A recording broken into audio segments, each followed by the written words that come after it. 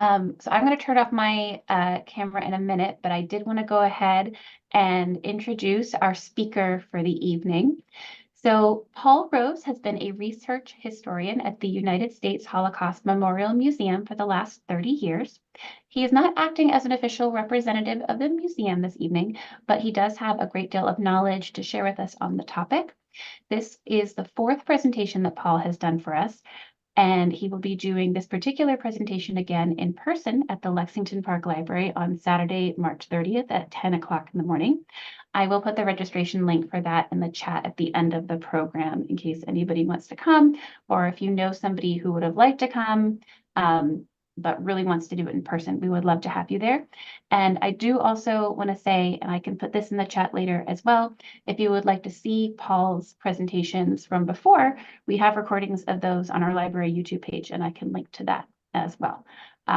Or I just send them out in the email after this presentation is done. And then I'm going to share my screen and turn it over to Paul. And we're going to, hopefully this works. We have some media to show, and it'll be all fine. It'll be great. Thank you again, and thank you for asking me to do these. I always find them a lot of fun, even if I'm the only person who finds them fun. I still think they're a lot of fun. And thank you all who are visiting for this presentation. This is going to be a very informal talk. I'm not giving a paper on this. It's not going to be very dry or academic. I just wanted to talk about something that I thought was interesting, and as pop culture is always interesting, to talk about how the Holocaust has been portrayed in pop culture and how that's evolved. I'm going to be kind of going all over the place. There's a PowerPoint, which Mrs. DeCristofaro will be running for me. Thank you very much. Um, I wanted to talk a little bit about the hows and whys of Holocaust portrayal in pop culture. Um, I want to start Sorry. with talking just for a few moments before we begin the slideshow about what sensibilities were in the 1940s as compared to today, and how those sensibilities have evolved. When um, the Holocaust survivors and refugees and emigres came to the United States, they were much more interested in assimilation than discussing their experiences during the Holocaust. And that only changed when they started to realize the importance of getting these stories out and as education. America was really, it did not think of, at least at this point in the 40s, of the Holocaust as being a particularly American experience. The traumas of America during World War II are very different than the traumas of Britain in World War II, or France in World War II, or Germany and the rest of Europe in World War II. The American traumas of World War II were really the Japanese to a large extent. And the um, sneak attack at Pearl Harbor was first and foremost in everyone's mind as the major real trauma and terror of World War II. The Holocaust was seen as a very European experience. People didn't really know much about it. They got it in bits and pieces, drips and drabs. There was, by 45, all the information necessary as to what happened, but it really wasn't disseminated much into American culture. Um, the bugaboo of Hitler as, the main focal point of evil and the other that we needed to fight almost disappeared overnight with his death and the end of World War II. And Uncle Joe, Stalin, our staunch ally and hero during the war, quickly became the new villain. And it was very important for America to patch up their relationship with West Germany and really minimalize the terror and the horrors of the Holocaust.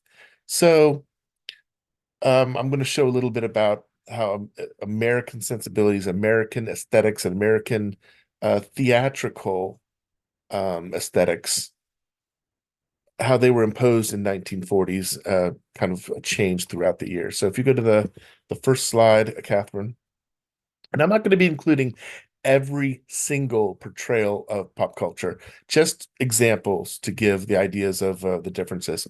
I want to begin with Anne Frank because Anne Frank is really the main introduction for most Americans in learning about the Holocaust. Almost all children read this book at some point in school. The portrayal of the Diary of Anne Frank in play form is discussed. The movie was very popular when it came out, I believe, like 1960. But the diary was first published right after the war, but not really published into English until several years later. But I want to begin with her. Can you go to the next slide? And again, show about American sensibilities.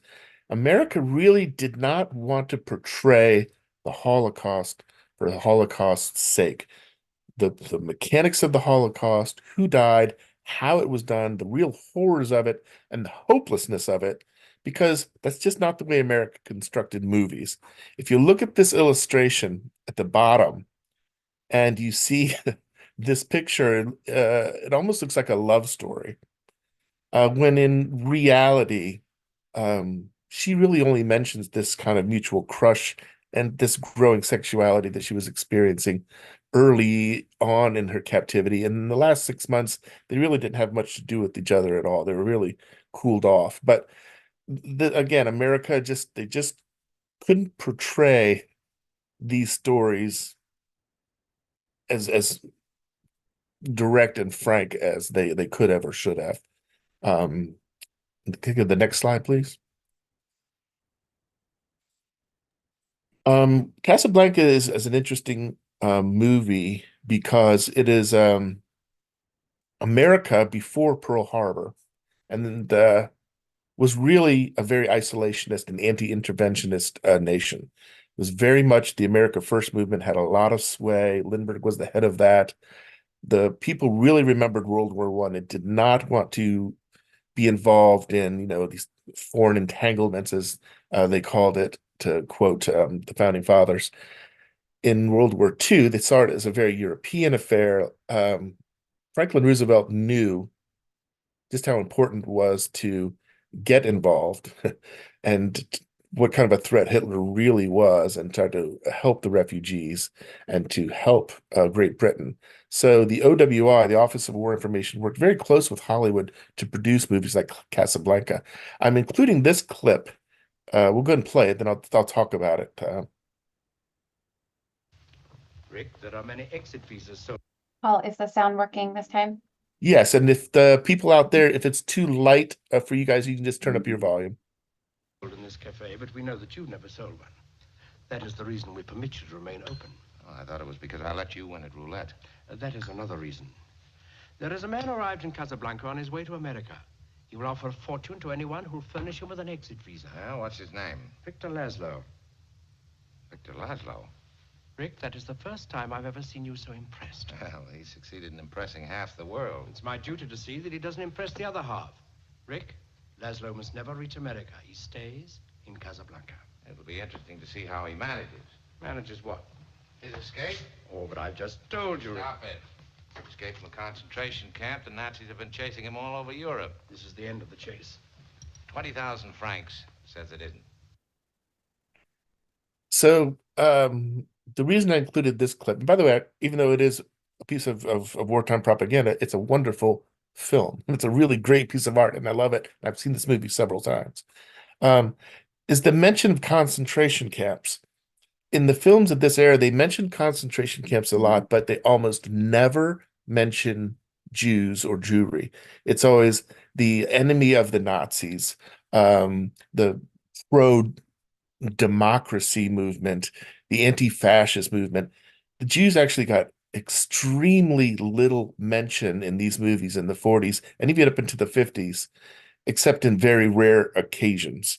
Most of these movies, it was always just the victims of Nazism, and not a mention of Jews as a specific and main target of Nazi persecution. Then next slide, please. Rick, there are many exit visas sold in this country. We'll play this clip and then I'll talk about it. This is London. We have as a guest tonight one of the soldiers of the press, one of the little army of historians who are writing history from beside the cannon's mouth, the foreign correspondent of the New York Globe, Huntley Haverstock. Hello, America. I've been watching a part of the world being blown to pieces. A part of the world as nice as Vermont and Ohio and Virginia and California and Illinois lies ripped up and bleeding like a steer in a slaughterhouse. And I've seen things that make the history of the savages read like Pollyanna legends. I've seen women... We shall have to postpone the broadcast. No, postpone nothing. Let's go on as long as we can. Madam, we have a shelter downstairs. How about it, Carol? They're listening in America, Johnny. Okay. We'll tell them. I can't read the rest of the speech I have because the lights have gone out, so I'll just have to talk off the cuff. All that noise you hear isn't static. It's death coming to London. Yes, they're coming here now. You can hear the bombs falling on the streets and the homes. Don't tune me out. Hang on a while. This is a big story, and you're part of it. It's too late to do anything here now except stand in the dark and let them come. It's as if the lights were all out everywhere, except in America. Keep those lights burning. Cover them with steel, ring them with guns, build a canopy of battleships and bombing planes around them. Hello, America. Hang on to your lights. They're the only lights left in the world.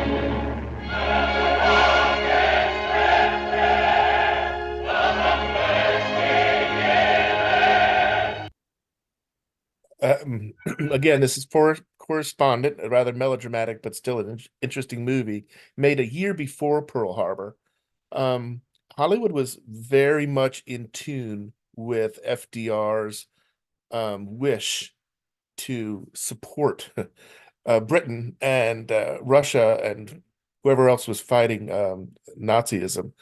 There was a lot of appeals to show America just what was going on with our allies.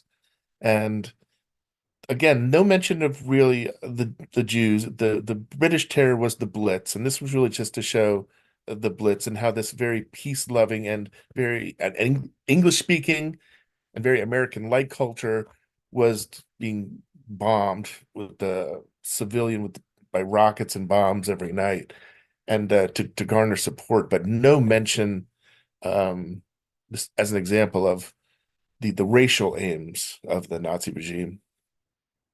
Next. Again, I want to play this clip and then we'll begin. Before we resume our experiments on the physical composition of the blood, are there any questions?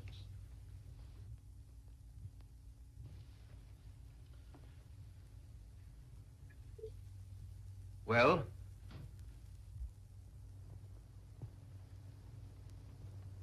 Is it your opinion that there is no difference between the blood of an Aryan and the blood of a non-Aryan? Those are the findings of science. Until now, physiology has been unable to discover any difference in the blood of the various races. Do you hear that? It's in direct contradiction to our leader's principle of racial purity. It's an impudent defense of racial degeneration, and it's a lie. I've given you the facts. Scientific truth is scientific truth, unchangeable and eternal. It cannot be altered to suit the policies of the hour or the clamor of immature hoodlums. I demand that every loyal follower of our leader leave this room immediately. From now on, this class is strictly boycotted. And those who remain do so at their own peril.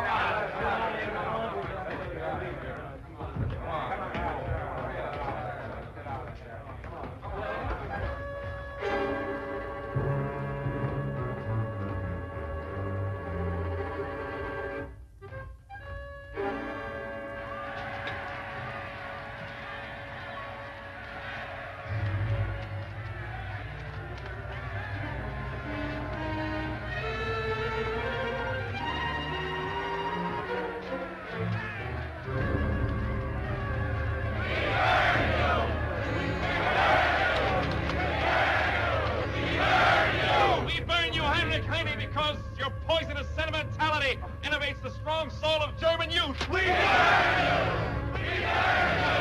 burn you, Albert Einstein, because you have advanced a false and pretentious theory. We burn you.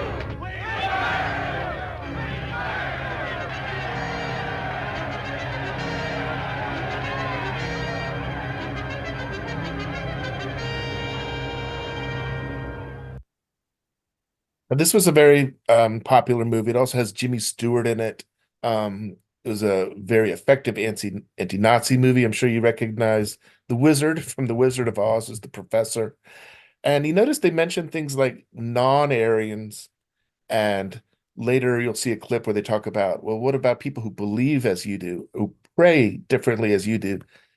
They skirt around Jewish, but they never say Jewish. Again, this was just Hollywood and American entertainment sensibilities to not try to promote one particular race. America had problems with anti-Semitism in the 30s and 40s. They still do today, unfortunately, but they really shied away from the actual main intended target. They never mentioned Jew. Again, this is a great movie, and I think there's another clip from it right now, Catherine. Before we resume our experiment. Herr Professor and Frau Professor, something wonderful has happened. We have just heard. They have made Adolf Hitler Chancellor of Germany. Well, that's stupendous. If it's true. Is it official? It is true. It is official. It's coming in on all the stations. Let's find out. Let's get the radio. Yeah, come on. Adolf Hitler Chancellor and appointed by Hindenburg. What can he be thinking of? There it is. The news swept the capital like wildfire. The delirious frenzy of the people defies description. Thousands of men and women are gathered outside the chancellery. They've waited here for hours, hoping for a glimpse of our great leader, our new chancellor. Wait. The door of the chancellor's office is open. He's coming out. Our leader. He'll address the people. He's crossing the hall. He's stepping out to the balcony. Listen. Listen to the voice of a proud people, acclaiming the man who will lead them back to power and glory. Well, he's done it. Things will happen now. What will happen? We'll see a new Germany. I hope it's best for all this change. Why, it means our country will be strong and powerful again, Frau Professor. Master of Europe and the world. That's right, Fritz. Fritz, I've never seen you so enthusiastic. But Freya, this is Germany's prime need, a strong man in a saddle. A leader who will fight for victory. Fritz is right. You can't put Germany back in her old place without bayonets. No. That's true. Hitler will only demand what is ours by right. Nations who want peace have nothing to fear. And if they want war, by heaven, they'll get it. Yes, Yes, sir. sir. But Fritz, now that this man's come to power, what about those who think differently? Freely? Those who are non-Aryan? There's no cause for alarm, my dear. Very prescient a movie, but again, if you'll notice, the term non-Aryan is used in place of Jew. Next slide, please. Herr Professor and Frau Professor. Again, this movie was made before the bombing of Pearl Harbor. America knew that we were probably gearing up for war and that we needed to intervene, and that a lot of people did not want to fight, and that there was a lot of pacifism. And so this movie was a very powerful and rousing true story of a World War I pacifist who did not want to fight, but who eventually became one of the great heroes of World War I. This was really to, again, stir people to action, though they might not want to fight, that they think that killing in war is wrong. It was necessary. It needed to happen. So let's go with this clip. Corporal, there's something that I'd like to know. Yes, sir? That night that you reported back to me at Camp Gordon, you as much as told me that you were quite prepared to die for your country, but not to kill. What made you decide to change your mind? Well, sir. Of course, if you'd rather not tell me, why, it's quite all right. Well, I'm as much against killing as ever, sir.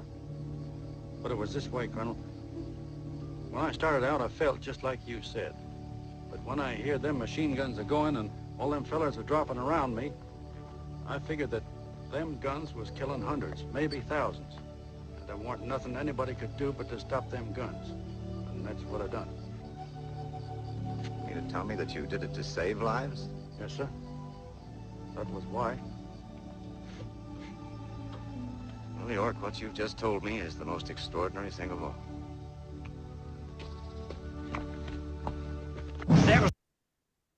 Next slide.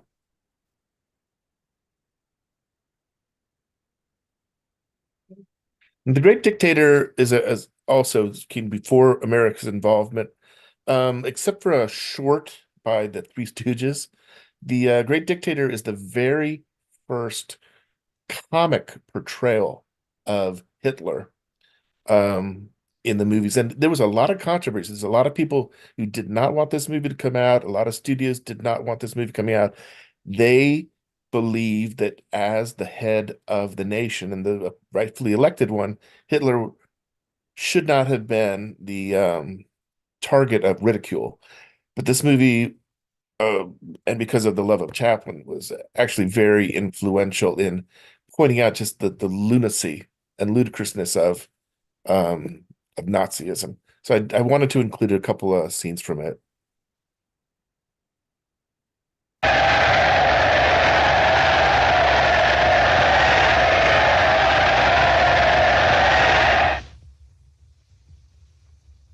Democracy stunk. Democracy is fragrant. Liberty stunk. Liberty is odious. Free sprechen stunk. Freedom of speech is objectionable. Romania mit der grootste army in der Welt. Tomania has the greatest army in the world. Der grootste navy in der Welt. The greatest navy in the world. Wir zijn er der grootste alles und einer to sacrifice. But to remain great, we must sacrifice. Alles und einer Strotten tighten der Belten. We must tighten our belts. Heil Hinkel, ist man der Herrsten.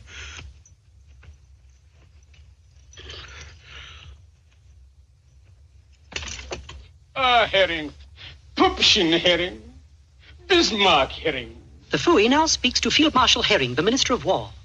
We zijn ulten, sagt de Pilerten. From de harten zit de ene hut. Ein Herring. Garbage. Herr Garbage, von zijn ulten. He is now addressing Herr Garbage, Minister of the Interior. Herring and Herr Garbage. Herring shouldn't smell fine from garbage, and garbage shouldn't smell fine from herring. Herring and garbage. His Excellency recalls the struggles of his early days, shared by his two loyal comrades. Der Sylt und der Stretz. De Flüten sagt der Klülten, Sille feiner Hütten. Ein der Stritz mit seiner Klülten sagt der Flirten. Einzig Splitzensekt, einzig Strittensucht, einzig Strittensekt. Und Enough, she will Stritz mit seit Heltensekt. Und die Arien. Und die Aryan Maiden. Die Aryan Maiden. Die Delikatessen mit der Schön. Und der Flachsen mit der Stresses. Und der Holstein mit der Muss. Der Muss. Und der Kinder Katzenjammer. Der Katzenjammer mit der guten Sekt, der Hicken, Feiten, guten Feiten, Dotten, guten Sekt. Hey, Soldiers for Hinkle!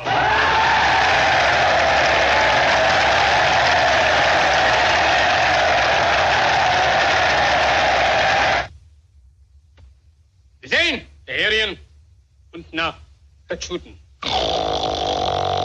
Der Juden. Und das trifft das Sauerkraut mit der Juden. Und der Leberwurst mit der Juden. Der Flützensekt mit der Juden. Der Flützensekt der Klärten. Das Strängelichen mit der Huldensekt der Flirten. Und der Blitzensekt der Elten. Besieg! Besieg! Der Juden. Der Juden. His Excellency has just referred to the Jewish people.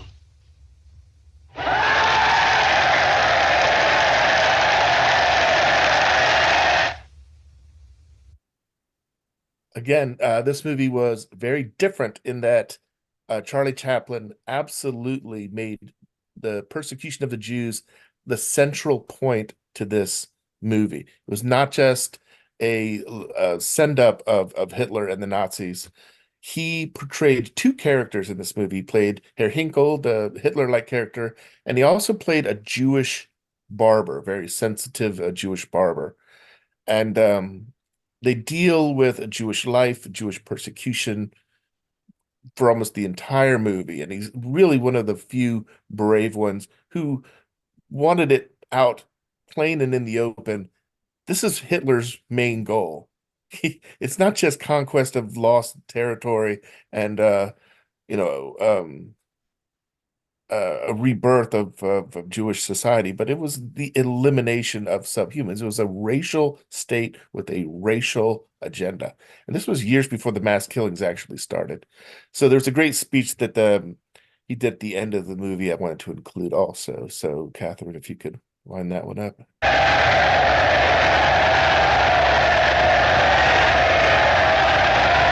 Next one, yeah. Sorry.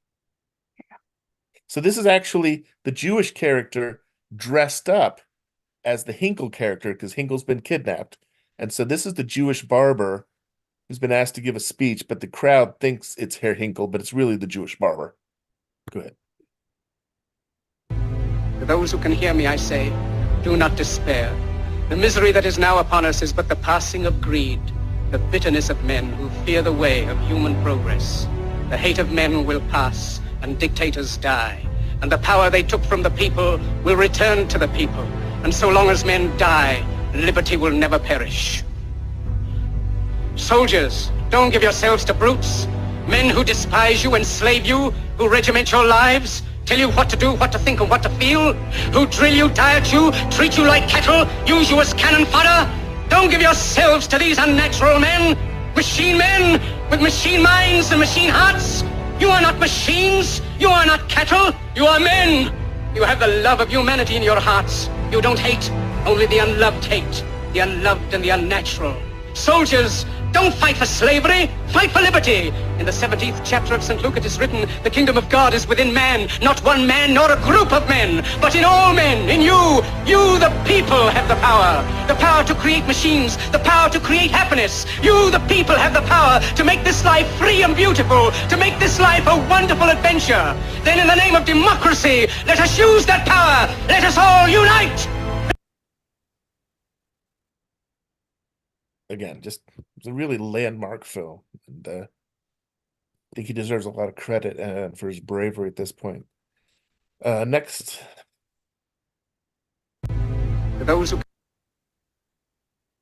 This is very interesting because Walt Disney, actually produced quite a few animated features for the U.S. military, the U.S. government, and they're really fascinating to watch. You can actually buy the DVD collection. I don't think they're available on the Disney Channel, but I just wanted to include a little bit about Disney's effort. This is The War's Already Started, it's 43, to try to educate people a little bit more about Nazism and some of their true aims.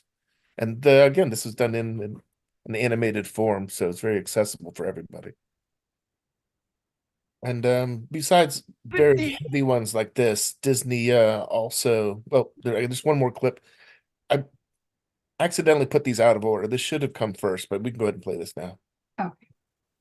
So again, these are really beautiful to watch, but the enemy of Germany is not, it's not the Jews, it's not the Slavs, it's not the racially inferior and the disabled and the hereditarily sick. It's democracy. And that kind of portrayal of what Nazism was all about continued well through the 40s and into the 50s. I wanted to include one more little Disney cartoon just to show that they could be as irreverent as anybody.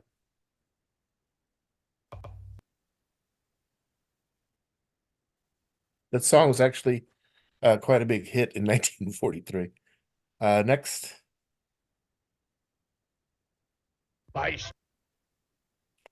Again, this was an effort to garner sympathy for what was going on in Great Britain and to show what their horror was, what they were going through, and why they needed their help, and just what was happening to them could soon be happening to us.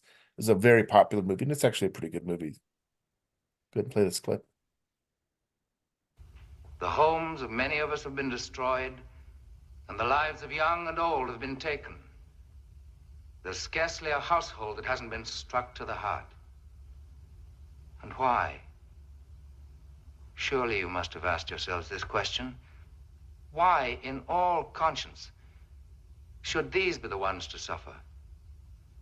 Children, old people, a young girl at the height of her loveliness. Why these? Are these our soldiers? Are these our fighters? Why should they be sacrificed? I shall tell you why. Because this is not only a war of soldiers in uniform. Learned a little bit about from the Nuremberg trials, from the Eichmann trials, from Dyer Van Frank, and bits and pieces here and there. This was the first real stark and brutal portrayal of the Holocaust in all of its aspects. It was criticized at the time by a lot of people for being very gaudy, for the music being a little over the top, for dealing very generally with very, very important and sensitive topics. But this miniseries covered everything, and it was brutal about it. It covered their persecution early on. It covered ghettoization. It covered the Nazi experiments. It covered the mass killings, the pit killings with full nudity. I mean, nothing was spared. It was very, very graphic. And this was really an eye-opener for a lot of Americans for what the Holocaust really was and the horrors that really happened. Again, it was made with very American sensibilities. There's some love stories involved, and it's a little over dramatic here and there. And actually, this series was hugely popular in Germany. It was dubbed in German and shown in Germany. And actually, as a result of this miniseries being shown in Germany, is where a lot of the statute of limitation laws that Germany had imposed about Nazi war criminals were lifted to where the people could be charged, as long as they could be found for 100 years. I can't stress enough how important this miniseries was, even with its flaws, to educate Americans about the Holocaust. And this was in 1978. So it took, 30 some years for America to really deal with the graphicness, the horror, just and the insidiousness of Nazi policy. Next. Again, I want to include this because this was another landmark film. Until this film, a lot of movies used the Holocaust as almost as incidental. It was really a war story where they happened to liberate camps. As American-centric as it could be. They really didn't deal much. In Europe, they were making very graphic and very truthful portrayals of the Holocaust back to the 50s, late 40s. But in America, it took all the way up until the 90s to produce something like Schindler's List. And even then, the victims, the Jewish victims and the Holocaust is almost incidental. It's really this Christian redemptive story of Oscar Schindler. But again, I don't want to take away from the importance of this movie in Holocaust education in pop culture for America. And it happened to coincide very closely with the opening of the Holocaust Museum. I believe our museum, yeah, remember we showed it. It was the very first premiere was in our theater. Again, a movie from the 90s. This movie actually won Best Picture. And it was a comedy. And there's a lot of laughs. There's a lot of smiles. The mother ends up living. The child ends up living. The father does die at the end as a spoiler. But again, there's always been questions of how to handle this kind of sensitive material and taste and sensibility. But again, this picture actually won Best Picture. There seems to have been a point where people felt that if you wrote about or produced films about the Holocaust, it was like guaranteed in as far as maybe awards, because it's such a sensitive topic that nobody wanted to seem to be against it. But it's actually it's a very good film. There's good acting in it, and he is a very funny guy. But again, you question sometimes the judgment on some of it. Next. All right, this is a movie that was hugely popular. Again, they kind of wanted to ride the wave and crest of sensitive, delicate Holocaust movies. I personally hate this movie, and I don't like the book as well. This movie is enjoyed by so many people, but it sends such the wrong message. People who watch this movie, the ending, it's manipulative to the audience because it makes you feel bad for this boy who was on the prisoner side of the fence and was ended up being killed. And they're sad because, oh, he shouldn't have been killed. He wasn't a Jew. Like as if to say, well, it's okay that all these Jews are being killed and gassed and burned, but oh, this shouldn't have happened to him because he was this Aryan boy and it was an accident and he shouldn't have been on that side. And they build up such sympathy for him being killed. It's just there's so much wrong with this movie, really. But again, it's Hollywood beats to a different drum, and they're really much more concerned about profits and awards instead of instead of sensitivity, if you ask me. But television is worse, and we're going to get to that. This uh, is one of the landmarks of American and world pop culture dealing with the Holocaust. This book started as comics and underground comics in 1980. Then the novel came out in 1991 by Art Spiegelman. I can't say enough good and great things about this series. If you have not read these graphic novels, you need to. These groundbreaking books deal with such sensitive materials and esoteric materials of the Holocaust and how it progressed, how it affected individuals, the gray areas of what is evil. And it was really one of the first to deal with the second generation Holocaust survivors and the impact on them and the impact on just survivors themselves. For a lot of people, these survivors in 1945, it wasn't the end of the Holocaust for them. This torture went on for decades and continues to go on. They're tortured to this day.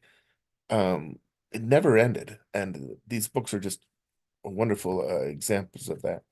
Again, I can't. I'm not going to describe them too much. Just read them. They're excellent, excellent portrayal. More people should be as sensitive and brilliant as Art Spiegelman in getting the Holocaust out in pop culture. Next. Okay, I want to talk about television now, which again didn't operate by the same rules of anyone. They were strictly about ratings and money. It was not about educating about the Holocaust. The levels of insensitivity are amazing. This was a very popular show in the 1960s, very exploitative, very manipulative. They would take these women and who had really horrible sob stories about their lives. They're destitute. They're about to be evicted from their homes. They're from abusive homes. Their children have cerebral palsy. They need a bed. So they're trying to get a prize that would help ameliorate their situation, If I have to scrub floors all day, I would like a new mop. I would like to win a bed for my child who's crippled. And the prizes usually had to be something that the TV show could promote and use as a sponsor to make money. It was just I want to get to the point of why I'm including this. I want to show a little clip of what the show was like and then talk about a particular episode. Queen, we've been here fooling around long enough. Right now we'll have the Queen elected by our friends in the audience. Number one was Mrs. Jewel Ellis. Mrs. Ellis and her husband have had some bad luck, and she would like to help make some money for them. She would like a washing machine to take in washings, and they could use a couple of new tires. Your applause for candidate number one. Thank you. Number two is Mrs. Carol Williams. Mrs. Williams has two boys, and I believe a boy's named Ricky. He's had some brain damage and has slowed him down. She'd like some educational aids, and he is awful anxious for a collie dog. Number two. Thank you. Number three is Mrs. Clarice Singer. She has a brother who was accidentally shot or mistakenly shot down there in Tennessee, and she would like a special wheel cot bed as he must spend his life on his stomach. Number three. Thank you. Number four, Mrs. Beverly Dolan. She and the gang moved on the place up there in Oregon, and they're having trouble heated. She has 5 children under 3 years old, and she would like a hole in the ceiling for the warm air and make some vents. Number four. Number three. Number three is Mrs. Clarice Singer. And Mrs. Clarice Singer is a lady that was up here telling us about her brother. And it looks like, thank you, little Duchess, it looks like you're the Queen. You told it right, and you like the withered my hand squeezing it, but it's all worth it. I now crown you Queen Clarice. Queen for a day. Queen Clarice. And now, Your Majesty, here comes Marianne again, and she has the 4 dozen brilliant coronation red roses from our royal florist, Carl's of Hollywood. Now the moment is here when we're going to grant your wish as our queen. We think we have the perfect appliance in mind for your brother. It's called the Baumgardner Hydro Level Cot, and is especially designed to make life easier for paralyzed patients and provide the ultimate in comfort in the process. It can be lowered or raised as desired, and we're sure it's just the ticket for your brother. And we're glad that we can do it. So much for your wish, Your Majesty. You'll also be going on a royal whirl of Hollywood with stops at such glamorous places as the deluxe Knickerbocker Hotel, where you can lounge beside the pool or in your own royal suite, lunch with the stars at MGM Studio that provided us with a spectacular film version of Ben-Hur, dinner in the exotic Polynesian atmosphere of Don the Beachcombers, and finally the late show at the Statler Hotel's luxurious terrace room, where Playmates of 1960 is still packing. So I wanted to include this to show just, television had no sensitivity. And this was an extremely tasteless show, but extremely popular. I had so many questions like, what do these other 3 women, did they get anything? And they just, I don't know if you noticed the host, but he was slurring a bit because supposedly he was drunk for most of the shows that he did. But on one particular episode, now these shows, they would take the tape and film and reuse it. So they taped over a lot of shows, so a lot of these episodes don't exist. So the one that I really wish did exist but does not included a woman named Lily Meyer. And her story was her time and survival in Auschwitz as a Jewish victim of the Holocaust. And as she's telling her story, the other women are just staring at her. You can see them thinking, how am I going to compete with this completely horrific story? She wins Queen for a Day. And as an exception for the prize, which usually had to be something they could promote, they gave her as a prize a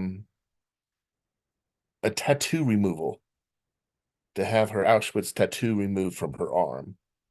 So again, I wanted to use this show as just one of the terrible examples of the lack of sensitivity to the subject matter, and television was worse for this. There were some great exceptions, which I will discuss, but this was a doozy. With the next one, Twilight Zone, 1960, so 46 years, or excuse me, 16 years after the Holocaust.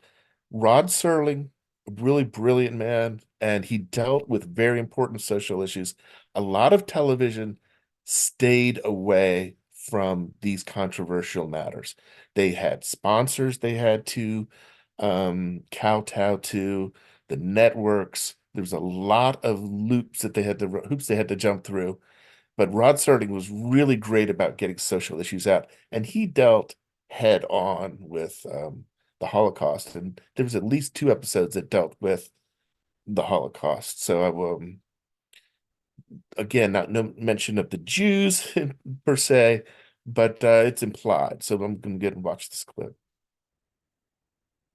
Oh, so Paul, these are Oh, I that's just right. We reminded didn't these see are the clip. yeah, we So let have me just a talk about them. Again, there's a man who's on a train and he sees someone who looks familiar, and he visits this concentration camp that's now kind of a memorial park. And then he starts having visions of the prisoners there, and they talk to him, and we figure out that he was actually a commandant who escaped.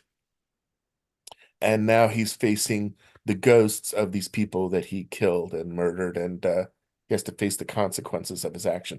For 1961, this was very, very advanced to show this kind of portrayal of the camp life and all of its horror.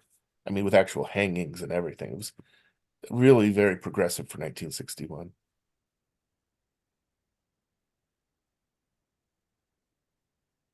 Okay, now I want to talk about another medium in pop culture, and that is the comic books. This I'm very happy to talk about. This book is one of the main. Um, this writer, Neil Adams, who you guys should know if you're comic book fans, wrote this book about the contribution of Nazis to Holocaust education and introducing people to the Holocaust. Comic books, if you go to the next one, were one of the first mediums to deal straightforward with the Holocaust, the mention of Jews as victim, well before the movies, well before popular novels, well before television.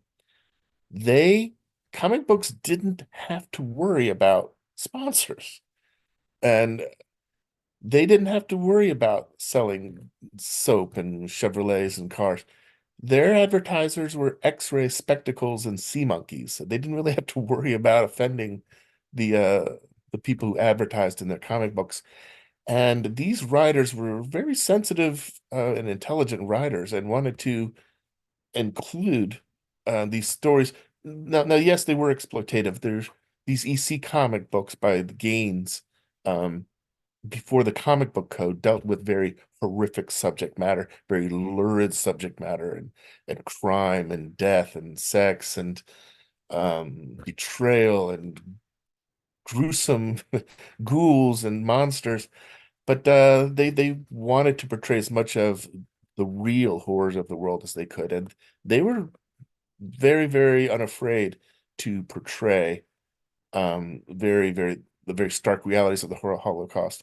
And this is in comic books. So a lot of children, without direction of their school, without direction of their parents, learned about the horrors of the Holocaust through comic books. Now, they didn't get it always right. There was a lot of misinformation that was going around in the general public at that time anyway. But I just wanted to include some of these to show you that comic books were really at the forefront at the Holocaust education as far as portrayal in pop culture. You want to go to the next slides?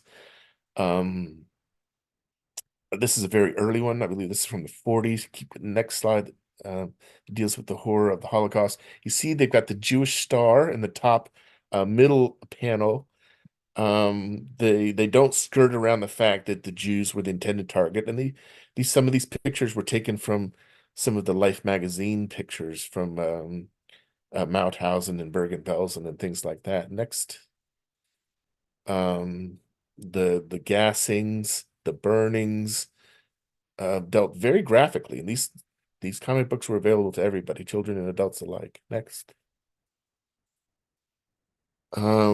Again, this story was interesting because when it was very important after 45 to not portray German atrocity in movies and television was really because there was almost a mania to portray communism and Russia as the main bad guy, as the main problem, as the main evil of the world. And they really wanted to shy away from Germany and Germans as these horrible, as the real enemies. So you just didn't see that kind of portrayal. The comic books didn't care about that. They call it as they saw it. But this is one comic book that was an example of their willingness to go along with the modern sensibility at that time over communists. So when they would have a war story, they would use one like Rommel, and they would show, and you can go to the next one, um, Rommel in fighting very heroically and not having anything to do with the horrors that were going on with other Nazis. They would portray his battlefield victories and show him later as a victim himself because he was part of the assassination to kill Hitler plot, so he was killed. So they tried to separate some of the German heroics from the Nazi atrocities, which was very, very bizarre. Next. And again, here at the end, you see Rommel committing suicide rather than being arrested. He was given that choice. Next. This one I chose because it deals with the subject matter of some of the mythos and urban legends that came out of the early portrayals and of the Holocaust.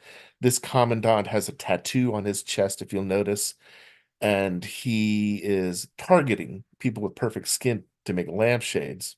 Next.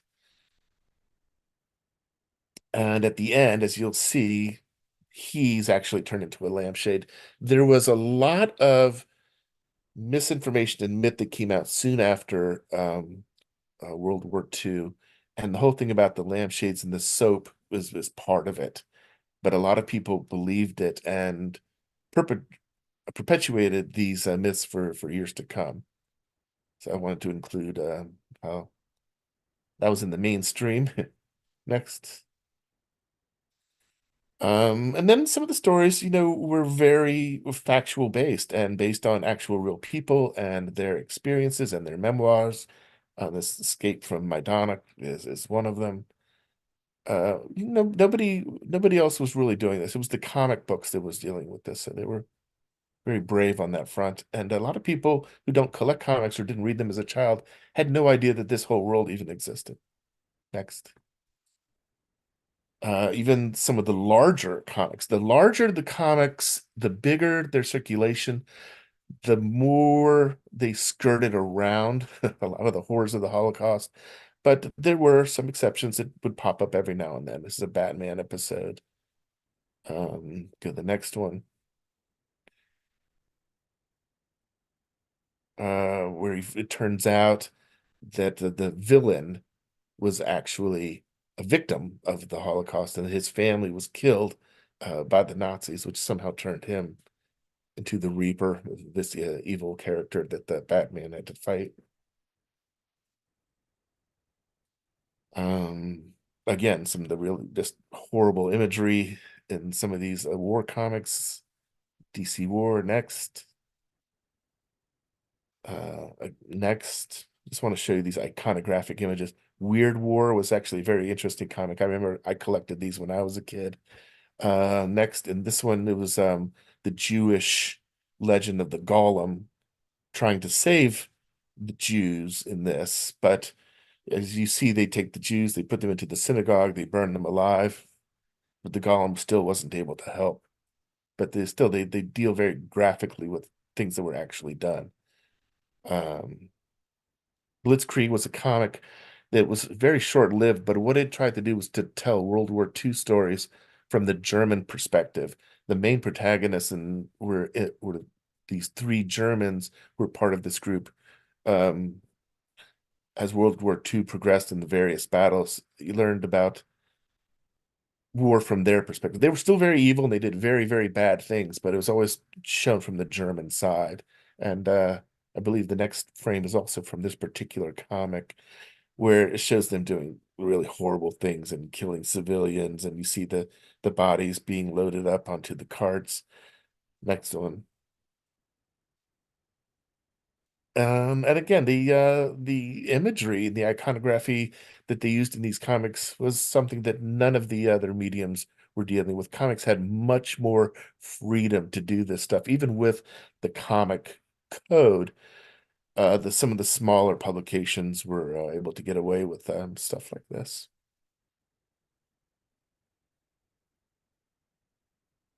So I really, I know I'm going on quite a bit about comic books, but comic book culture today is so widespread. It's it, so much ballooned and expanded since just 10, 20 years ago.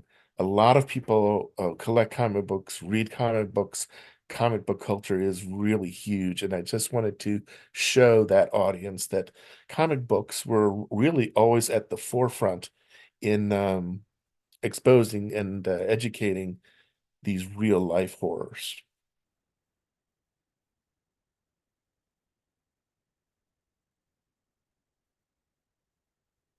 It's a great book if you get a chance to check it out, or you should buy it yourself. And Magneto, as was shown in the recent X-Men movie, it turns out he is also a Holocaust survivor and Jewish, and his parents were victims of the Holocaust. So it's becoming more and more accepted into the mainstream. Um, so the United States has gotten much better at its portrayal of the Holocaust. It's still the bigger, larger Hollywood productions still try to be very incidental in its treatment of the Holocaust and Jewish victims, but there's still this mentality that it's not an American experience. So even though there's so many Holocaust survivors lived here and so much of their family were here during the Holocaust, so they really don't portray the Holocaust in popular culture the way it is in Europe and in other countries where these happened. So I know I was all over the place on this. This was a very informal thing when Mrs. De Cristofaro asked me to talk about the subject, and because we discussed a lot of things, and every now and then something just kind of interests her. She said, "Oh, you should talk about that." So I'm sorry that this is not more of a professional presentation. It's kind of all over the place, but I just wanted to talk generally about it. And now, of course, to answer hopefully any questions, or if anyone just wants to make a comment.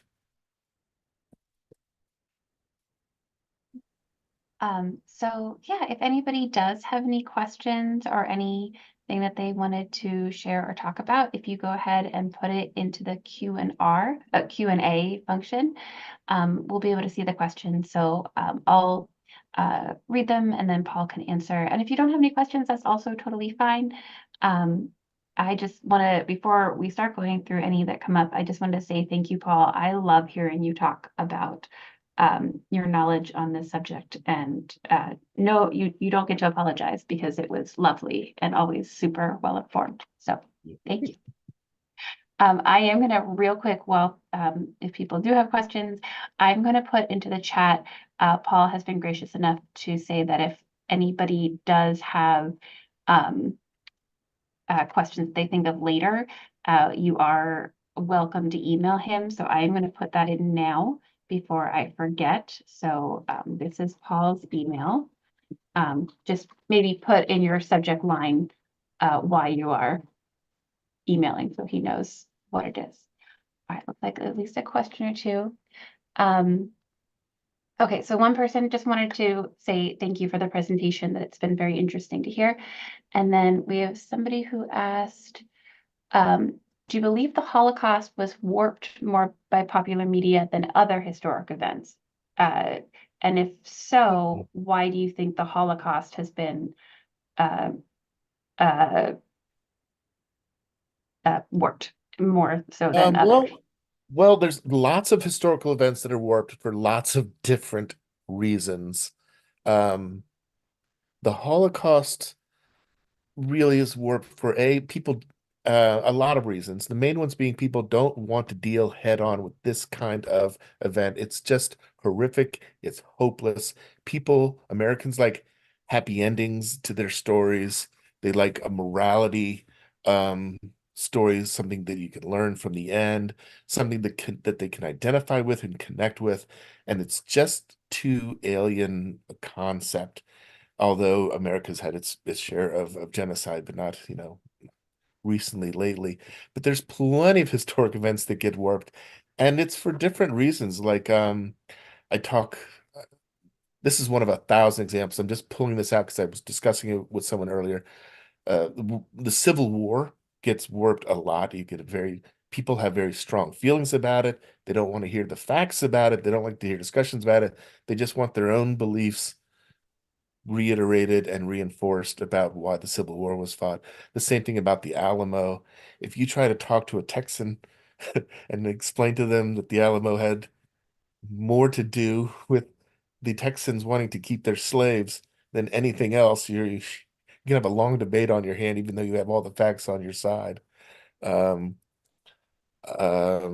a lot of American history is glossed over. You very rarely hear about the Japanese internment camps in World War II. People don't like to really deal with treatment of Native Americans too much. They just find it too depressing and hopeless. They don't get anything out of it. Um, there's plenty that's glossed over and warped.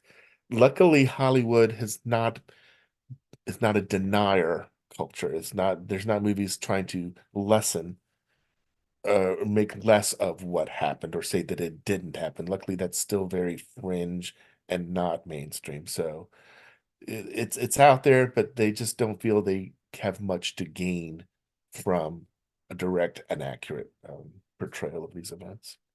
Sorry, that was a Uh, little rambling. no, and actually that's perfect because that leads into somebody did ask if there are examples of Holocaust denial movies or shows, and basically, how do people who deny the Holocaust come to those beliefs if they are not seeing There's it in two culture? different things, but I will tie them together. One is you don't see a lot of portrayal of denial in pop culture because it is a very French thing, and most people admit that it happened. It's a very small group who already have an agenda, who want to use Holocaust denial, even though I think really in their heart of hearts they know it happened. It's beneficial for them to use denial to promote their particular agenda. It's usually a very anti-Jewish agenda. It has much more to do with anti-Semitism than any kind of rational thought, research, or objectivity. You scratch a denier, and you're always going to get someone who's anti-Semitic to begin with. It's just as fringe as flat Earth, you know, uh, any fake moon landing kind of stuff. It's just some people love conspiracy theories. They love to be skeptical. They like to think that they have the secret knowledge that other people don't have, and it makes them feel little superior, a little special. That's where that kind of stuff comes from. But you're not going to see it in mainstream. It would just be laughed. It's so laughable. There's so much evidence, the overwhelming evidence supporting almost every aspect of the Holocaust. That it's just lunacy for anyone to try to do a mainstream presentation with denial at the core. So somebody says it's ironic that many of the studio owners were Jewish, and yet many of these films did not address the atrocities. Why was this so? Was this driven by Excellent. sponsors? Yep. Excellent question. Very true. Not only the people in Hollywood who ran the studios were Jewish, most major newspaper editors were Jewish. And they did not push the persecution of Jews because they did not want to seem like they were rocking the boat, that they were strictly a Jewish newspaper, a Jewish studio with a Jewish agenda. even though it would have been perfectly reasonable to point out what was happening to the Jews in Europe as a fact of that it was, they went to great lengths not to seem like they were an entity that was there for the sole purpose of promoting a Jewish agenda and for generating a Jewish victimhood at the hands of, non-Jews. So they really just went way far in the other direction so as not to appear, a bias. It's a good question, though. Yeah. And then the last two questions are actually both for recommendations of media in some form. So one specifically asks if you have any recommendations for fictional books that talk about the Holocaust in a way that would be good portrayals. And then the other one was if you could just give one or two examples of popular media that tells the story of the Holocaust in an accurate form. Well, again, Mao's, I would definitely recommend Mao's 1 and Mao's 2, whether you like graphic novels or not. It's just excellent literature. I believe they won the Pulitzer Prize. They're really amazing pieces of literature and very sensitive and very beautiful. And his relationship, the writer's relationship with his father, who actually went through the Holocaust, and how it affected him, the writer, as well as his father, is just wonderful, wonderful, wonderful piece of literature. Fiction, historical fiction is a great genre. I read historical fiction. But boy, when you deal with historical fiction and the Holocaust, it's just such a weird gray area because you want these great stories when so many already exist that are real, but you want to put it in the setting and time of the Holocaust. You have to be real careful not to sensationalize it, not to exploit it, not to try to use as many real examples. Maybe you want to change the names. It's just, I don't read historical fiction dealing with the Holocaust for that reason. It's such a hard thing to do. Someone might be able to do it 100 years from now and do it well, just like, people right now write great stories set in Napoleonic Wars and things like that. But I think it's just a little too close right now. I mean, these survivors are still here. Do you have any other films that you would say would There's so be? many great foreign ones, not American ones. There's so many great foreign films. Um, The Gray Zone. Um, like I said, Schindler's List with its flaws is still a very good movie.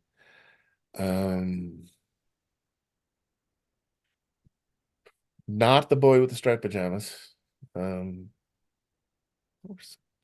you put me on the spot. That's a great thing for you to email me, and I will send you a wonderful filmography and bibliography. But yeah, just it's a really long, long day today. Somebody asked as far as you know, what has been the reasoning in the past for people trying to ban the book Moss? I don't know why. I mean, the reasons are usually pretty silly. There's one panel that shows frontal nudity, but in context, there's some that show very brutal depictions of what happened. There's suicide, there's murder, but you can't skirt around these issues. To ban a book about the Holocaust because it's too graphic is that's like a ridiculous thing to say. That's like saying I want to ban a book on human reproduction and biology because it mentions sex. It's just like what is the point? There's there's no good argument to ban that book. Is it age appropriate for a 2-year-old? No. But a general banning it's beyond prudishness. It's almost hate. There's no good reason to.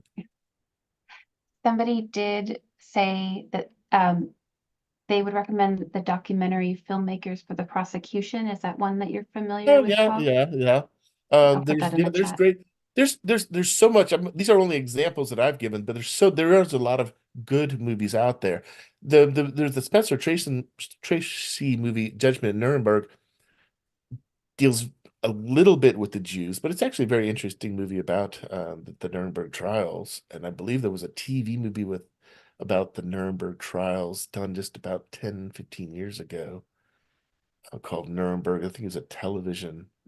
The Most of the movies about the capture of Eichmann are interesting, because they talk specifically about his role in extermination of the Jews. The Wannsee Conference, Wannsee is very interesting because it deals specifically with the extermination of the Jews as being a core Nazi goal. I'll get Paul to give me a list, Yeah, and then yeah, I I'll will email create it a out to everybody. filmography and bibliography.